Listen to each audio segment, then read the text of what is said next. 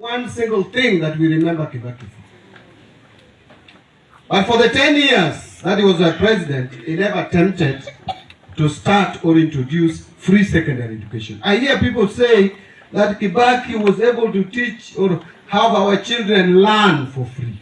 It is not true. He made sure that our children went to school for free in primary school. For secondary school, it is President Uhuru Kenyatta who started this initiative of Kwanza, it was subsidized secondary school. Then later he announced that it should be free day secondary school. And so each child in day secondary school right now, according to government policy, should be paid for 22,000 shillings every year. For junior secondary school, it is 15,000. And for primary school, it is 1,400.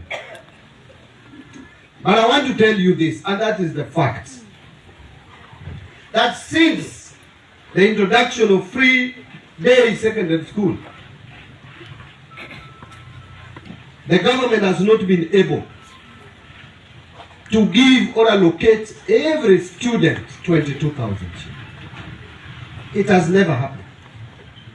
The government has always been having debts for schools, and this teacher can tell you, the principal. That is why you hear principals saying, we have not received full capitation. But let me tell you this, the government disburses the whole amount allocated in the budget, but still it is not enough. So, the only thing I did yesterday was to confirm that yes, we have allocated so much budget and we are giving it in full, but it is not enough to give every child in Kenya 22,000 shillings.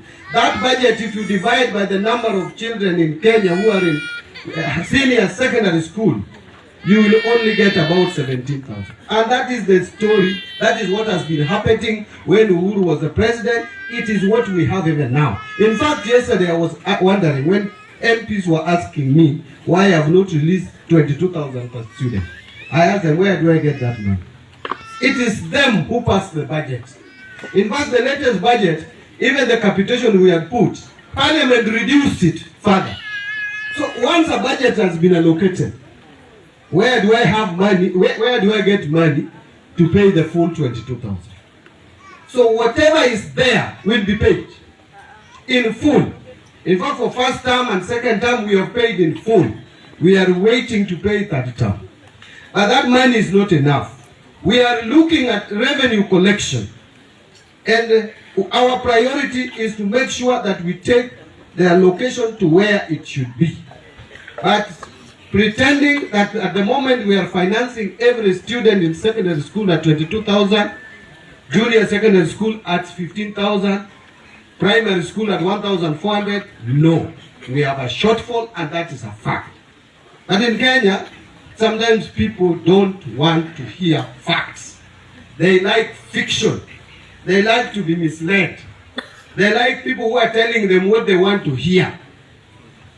Now, I was asking MPs, actually this was my suggestion to them, that because we are only having a shortfall of about 5,000 per student, if we are truly serious that we want full capitation to go to school, we could agree that out of the National Government Constituency Development Fund, the 58 billion, we know 40% by law is bursary.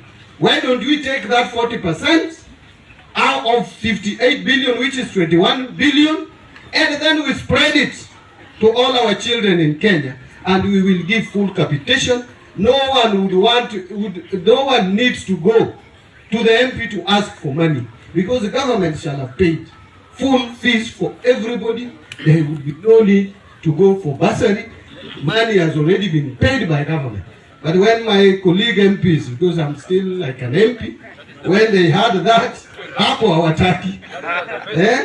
But they want Mbadi to tell them that every child will get 22,000. But where is that money? The budget cannot accommodate 22,000. It can accommodate 17,000. We are discussing as a government how that shortfall can be bridged. But in the meantime, I offered a solution. One of the solutions, get the bursary money, mop it up from govt, from NGCDF, from county bursary if they want to negotiate with us. We put it in one basket and give it to all children in Kenya so that everybody gets equal amount. All children go to school without pay. That is a suggestion I'm putting on the table. If you have another suggestion, offer it. That is my suggestion as the National Treasury and Economic Planning Secretary. Nimefanya makosa hapa.